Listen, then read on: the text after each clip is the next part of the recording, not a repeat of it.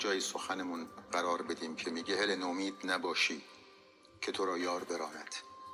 گرت امروز براند نه که فردات بخواند.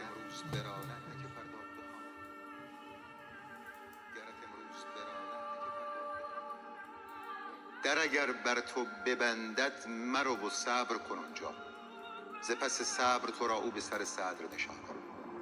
و اگر بر تو ببندد همه رهها و گذرها ره پنهان بنماید که کس آن راه نداند.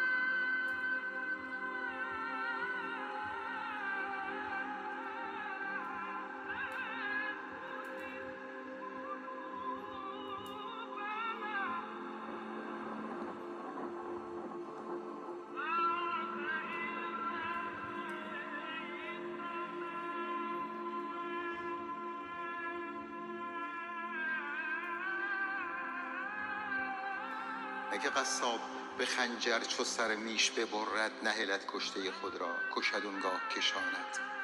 چو دم میش نماند ز دم خود کندش پور، تو ببینی دم یزدان به کجا رسد. به مثل گفتم این را و اگر نه کرم او نکشد هیچ کسی را و ز کشتن برهاند. همه ملک سلیمان به یکی مور ببخشد، بدهد هر دو جهان را و دلی را نرماند. دل من گرد جهان گشت و نیابید مثالش، به که ماند به که ماند به که ماند به که ماند.